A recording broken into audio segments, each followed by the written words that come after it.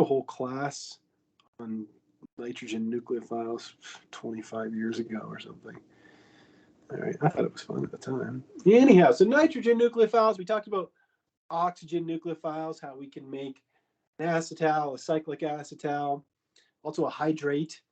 Now we're into nitrogen nucleophiles, and it says here that under acidic conditions, just like acetal formation, an aldehyde or a ketone can react with a primary amine to form an imine. Now remember that a primary amine is one where we have an R group attached to a nitrogen, but you've got two hydrogen atoms. So two hydrogens on your amine. So we take our ketone or aldehyde. Here we have benzaldehyde. We're treating it with a catalytic amount of acid. This amine, this is called methylamine. You can guess why. It's a methyl group with an amine on it. And we remove water and we form an imine. An imine, sometimes we call those Schiff bases. So an imine is also called a Schiff base, named after the person who discovered it. But it's got a carbon-nitrogen double bond in it. And it says that reaction requires acidic conditions to work. Well, let's check out the mechanism of imine formation. And you can imagine it's got something to do with the nitrogen acting like a nucleophile. Well, I think you would be right if you assume that. So here's our primary amine. Here's our carbonyl. We have our nucleophilic attack. And then what's going to happen is, since we're in acidic conditions, the protonated form of the amine, right? So they're saying HA here. So the HA plus, where it says HA plus, that would be if you had your primary amine and then you protonated it. So it would be this, okay? The primary amine, like that. And so we do a proton transfer with the conjugate acid of our primary amine. And then we end up doing another proton transfer to form what's called a carbonyl amine. So why is this called a carbonyl amine? Well, it's got an alcohol on it, and it's kind of like it's got an amine on the same carbon. So now what we've got to do is somehow lose water and produce our Schiff base, or our imine. So what's going to happen? First step is going to be a proton transfer to convert this hydroxyl into a good leaving group, right? Because water is a great leaving group. So we do that proton transfer. We lose the leaving group. And then we form this thing here. This is called an iminium ion. So iminium, the iminium ion. And you can see that that just undergoes a proton transfer to produce the amine. So another important mechanism. Now, in terms of the pH at which this reaction must be run, we're dealing with the protonated form of a base, and you've got to be able to transfer, you've got to have enough of the amine present that it can act as a nucleophile, right? If they were all protonated, then you'd have none in the solution to act as a nucleophile. And if you didn't have any of the protonated form, then you couldn't protonate this hydroxyl to convert that into a good leaving group. So even though it is under acidic conditions, protonation of the carbonyl is not the first step in imine formation, right? It was a nucleophilic attack first. And so if we were in a super strong acid like HCl, it's too strong. Every bit of the amine would be protonated, right? Look at the difference in pKa. It's like 17 pKa units. So since everything is protonated, you'd have no amine left over to attack your aldehyde or ketone. So the ammonium ion is not acidic enough to protonate an aldehyde, good, but it's acidic enough to transfer a proton to the negatively charged oxygen in the second step. And the conclusion is nothing more than this. For imine formation, the pH has to be right around 5.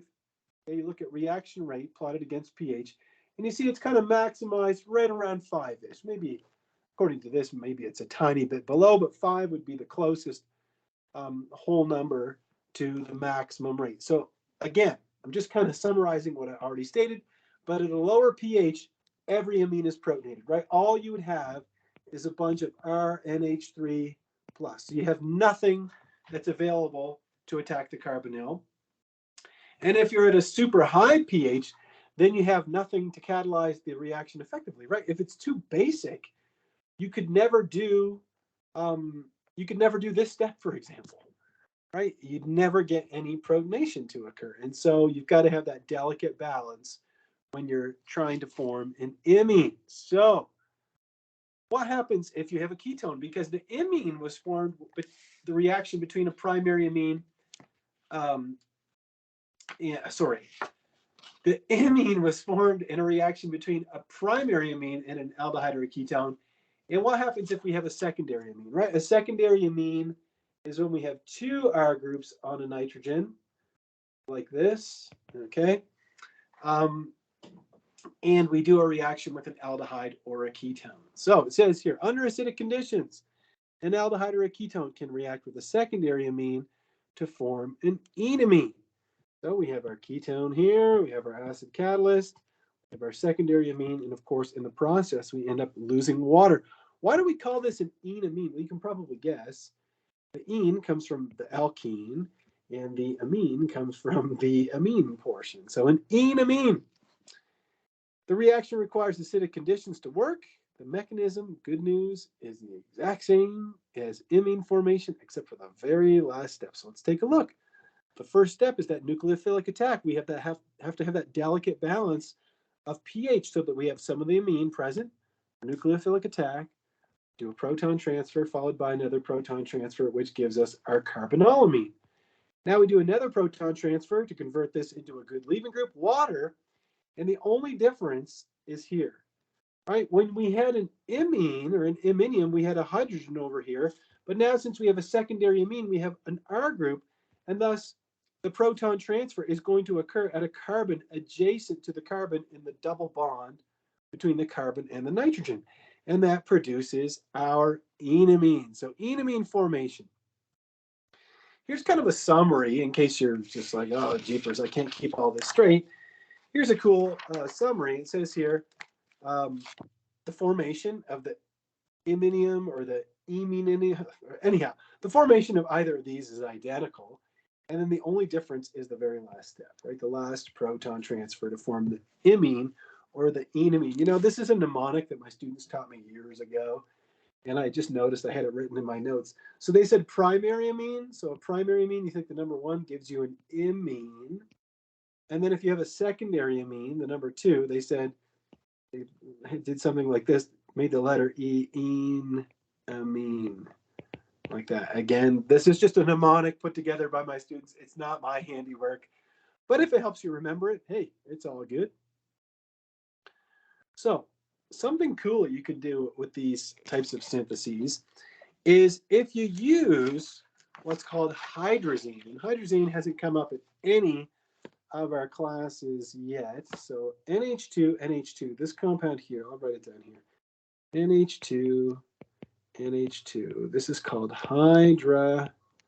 Hydrazine will react with a ketone to form something like an imine, but this is called a hydrazone. So this intermediate here, this is called a hydrazone. And this is really, really old chemistry. All you got to do is take a hydrazone and treat it with potassium hydroxide, water, and crank the heat up, and you end up reducing it completely to just an alkane. And you end up liberating nitrogen gas. Well, according to Le Chatelier's principle, if you make a gas, that just goes up the smokestack, that's gone.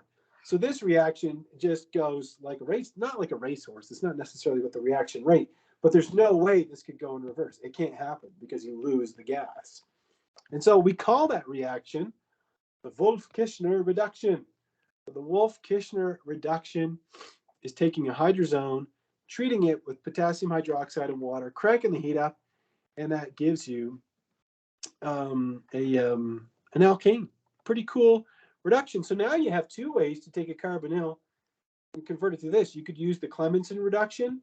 So you could use the zinc mercury amalgam with HCl and heat, or you could do the Wolff-Kishner, which is a two-step process. First, you make the hydrazone, and then you treat it with potassium hydroxide, and you crank up the heat. If you're wondering about the mechanism of this step here, I don't like to use the word simple in organic chemistry because nothing is simple in organic chemistry, but I would say it's pretty straightforward. I don't ask you to know this mechanism. I'm not going to ask you about the mechanism of Wolff-Kishner on a quiz, maybe on a homework when you can take a look around, but not on a quiz. But it's just a proton transfer, followed by a proton transfer, followed by a proton transfer, the loss of the nitrogen, and then a proton transfer. So it's nothing but 4 proton transfers and the loss of nitrogen. That's it. Again, I'm not going to ask you about it, and we have enough to memorize in this chapter as is, so there we go. You probably noted that there's many similarities between all these acid-catalyzed mechanisms that we've looked at. And remember, under acidic conditions, the reaction species should either be neutral, so no charge, or have a +1. If you write something that's got a negative charge, you're going in the wrong direction. There's something seriously incorrect there. So let's take a look at question 19.15. It says, predict the major product for each of the following reactions. Now, the first one is, this compound is called cycloheptanone. So cycloheptanone. And we're treating it with a catalytic amount of acid, ammonia, and we're losing water. Now, ammonia can be used to make an imine, just like a primary amine. And so what's our imine going to look like? Well, remember that an imine was when you had a carbon with a double bond to nitrogen and a hydrogen on it like that. Or if you made it from a primary amine, it would have an R group on it like this. And so when we draw our imine, since we're making it with ammonia, it's going to have NH on it instead of NR. So let's draw our 7-membered ring. 1, 2, 3, 4, 5, 6, 7. There we go. We're going to have our double bond to our nitrogen. And instead of an R group, which we would have with a primary amine, we're going to just have a hydrogen. So this is our imine. And the next one is we're taking a carbonyl and we're treating it with a primary amine. We're just reversing the order that they're listed in the reaction. Here you have the carbonyl, then the amine. Here you have, actually, no, sorry, it isn't the same order. Mr. Dion is tired. Yeah, so what's this going to look like? Well, let's start by drawing this 5-membered ring. So we've got 1, 2, 3, 4, 5, like this. We've got our double bond, and then we're going to have our imine. And what's the R group? Is a cycloalkyl. So we're going to put our cyclopentyl group over here like that. And again, we have another imine. So both of these represent the formation of an imine. And again, the imine is also called a Schiff base. So we get to know the imine and the Schiff base. With all that in mind, what I would like to do is stop here, and I'm going to ask my students to take a look at these reactions, 19.17 and 19.20. And where we'll start the lecture on Wednesday is looking at these reactions to get a little bit more practice on nitrogen nucleophiles and to kind of refresh our memory. And then we're going to get into the hydrolysis of acetals. Now, I encourage you to be sure to read the remainder of the chapter. But if you understood the mechanism of acetal formation, I have some great news, is that the hydrolysis of an acetal, its mechanism is just the reverse of acetal formation. Nothing more than that. If you understood the forward mechanism, you know the backward mechanism. You've already got it. And after that, we're going to cover all the rest of the reactions in the chapter. So if we go down to the last slide in the slide deck, what have we covered so far today? We covered the first 4 parts. Then when we talked about nitrogen nucleophiles, we talked about imines, enamines, hydroxamines, and hydrozones. So we covered hydrozones. We haven't covered hydroxylamines, but we'll cover, sorry, this is called an oxime, my bad. This is an oxime. We'll cover this next class, but it's in the exact same vein as everything else. And then we covered the Wolff-Kishner reduction. And so what we're left over with for next class is going to be thioacetals, reduction, which we already covered, lithium aluminum hydride, Grignard, which we already covered. And so really the only new things are going to be the thioacetal and these last 4 reactions here. This is called a cyanohydrin, this is the Wittig, and this is called the Baeyer-Villiger reaction. And thus we don't have a whole lot of brand new chemistry to cover in lecture next class. So we'll be able to hopefully spend some time finishing up these reactions and looking at some practice where we incorporate these reactions into synthesis.